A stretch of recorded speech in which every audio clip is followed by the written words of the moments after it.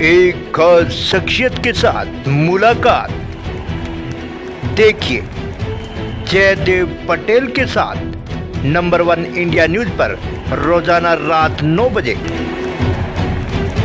नमस्कार व्यूअर्स, मैं जयदेव पटेल और आप देख रहे हैं नंबर 1 इंडिया न्यूज। आज हम बात करेंगे जस्टिस यशवंत वर्मा के घर से नकदी मिली, उसके बाद कहीं न कहीं विवाद जो है वो गहराता हुआ नजर आ रहा है। ऐसे में अब दिल्ली हाई कोर्ट से उनके प्रिपेयर कोर्ट है यानी इलाहाबाद हाई कोर्ट उनको वापस भेजने की सिफारिश का प्रस्ताव जारी कर दिया है। इसको लेकर लेकिन अब कहीं न कहीं इलाहाबाद हाई कोर्ट के जो बार एसोसिएशन के जो मेंबर्स हैं उनकी तरफ से विरोध जताया जा रहा है कि कहीं न कहीं जिन पर भ्रष्टाचार के आरोप हैं उनको हम बर्दाश्त नहीं करेंगे।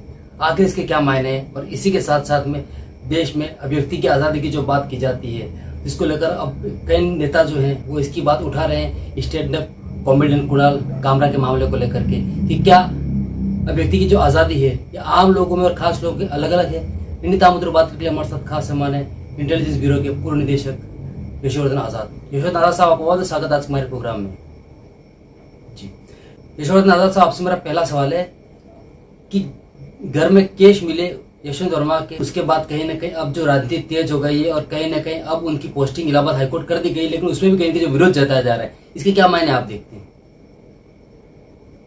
देखिए, न्यायाधीश महोदय के यहाँ इतना कैश मिलना देश के लिए एक बहुत गंभीर सवाल उत्पन्न करता है। और सवाल ये है, सबसे बड़ा सवाल ये है कि क्या न्यायाधीशों को या बड़े बड़े लोग जो बड़े ओहदे पे हैं, क्या उन्हें इम्यूनिटी मिलनी चाहिए करप्शन के मामले में, या उनके साथ वही व्यवहार होना चाहिए, क्योंकि ये एक बहुत ही गंभीर अपराध है और जिसके प्रथम साक्ष्य आपको मिले, प्रथम साक्ष्य जो एविडेंस है अगर आपको मिला है तो उनके खिलाफ वैसी ही कार्रवाई होनी चाहिए। अब जब पूरा देश आक्रांतित है इस विषय पे, ऐसे समय में न्यायाधीश महोदय को अगर आप प्रयागराज भेज देते हैं तो जाहिर है कि वहां पे लोग इसका विरोध करेंगे, क्योंकि सबसे पहले उन्हें भेजने की कोई आवश्यकता नहीं है।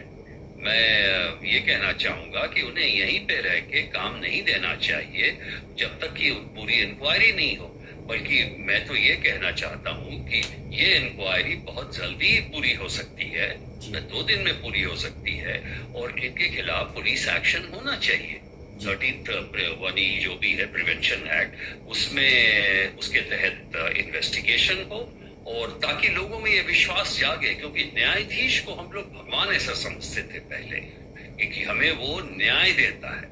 और ऐसे में अगर जरा भी थोड़ी सी भी अगर सुबुगाहट आती है तो हम ये अपेक्षा करते हैं कि सख्त से सख्त और कड़ी से कड़ी कार्रवाई होनी चाहिए, ताकि हमारे पूरे जुडिशरी का दामन बिल्कुल ही पाक रहे। और ऐसे में जब 14 मार्च को कैश मिला, आज अब 1 सप्ताह से ज्यादा हो रहा है, 25 तारीख है, तो मैं समझता हूं अब तक तो एक दिशा जो है इंगित हो जानी चाहिए कि हाँ भाई इस केस में एक इन्वेस्टिगेशन हो रहा है, ताकि लोगों में विश्वास जागे। तो इसलिए इलाहाबाद भेजने की आवश्यकता बिल्कुल नहीं थी और उनका जो विद्रोह है एक तरह से सही है कि हम क्यों ऐसे न्यायाधीश को लें। पहले तो आप उनकी जांच कर लीजिए, इन्वेस्टिगेशन कर लीजिए, उसके बाद आप कहीं भी ट्रांसफर कीजिए, वो बात दूसरी है। इसलिए मैं समझता हूँ इस केस को जल्द से जल्द इसका निष्पादन करना बहुत ही आवश्यक है। जी यशवर्धन जी, अगर हम बात करते हैं जस्टिस यशवंत वर्मा की, तो अगर वो पद पर रहते हैं तो ऐसे में जो ट्रांसपेरेंट जांच की हम जो बात करते हैं, डिमांड करते हैं, वो कैसे संभव हो पाएगी, चाहे वो इलाहाबाद हाईकोर्ट रहे चाहे दिल्ली हाईकोर्ट रहे? ये बात सही है कि देखिए, मैं इसलिए कह रहा हूं क्योंकि सीजे साहब ने बड़े सही निर्देश दिए कि इनको तब तक कोई कार्य नहीं देना चाहिए, ठीक है। तो ट्रांसफर का फिर तक कोई मतलब नहीं है।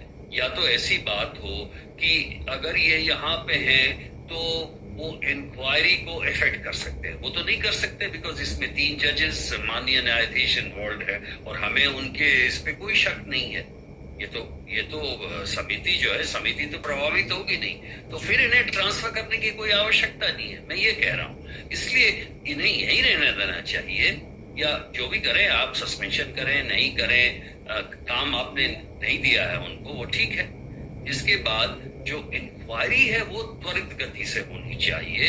1-2 दिन में इंक्वायरी रिपोर्ट आ जाए और प्रथम साक्ष्य इसके मुताबिक जो प्रक्रिया है, कानूनी प्रक्रिया, वो जल्द से जल्द होनी चाहिए ताकि लोगों में विश्वास जागे। मेरा कहना ये है, ट्रांसफर से कोई चीज मतलब प्रभावित नहीं होती, ना उससे कोई फायदा हो रहा है हमें इस विवेचना में या इस इंक्वायरी में, इसलिए ट्रांसफर की बात नहीं होनी चाहिए। जी, यशोवर्धन आजाद जी, अगर हम बात करते हैं stand up comedian Kunal Kamra का जो पैरोडी सॉन्ग के जरिए एकनाथ शिंदे को गद्दार और दल बदलू बताने के मामले को लेकर महाराष्ट्र में सियासत तेज हो गई है, पहले तो इसको आप कैसे देखते हैं? देखिए, कॉमेडी मेरे ख्याल से तो एक प्रजातांत्रिक प्रणाली में कॉमेडी तो होना ही चाहिए। आई मीन ये एक एक्सप्रेशन तो है ही, फ्रीडम ऑफ एक्सप्रेशन। वैसे भी हम लोग थोड़ा हंसते कम है, थोड़ी हंसी ज्यादा होनी चाहिए हमारे इसमें, जीवन में थोड़ा खुश होना चाहिए। मैंने नहीं देखा है ये कामरा साहब की कॉमेडी को।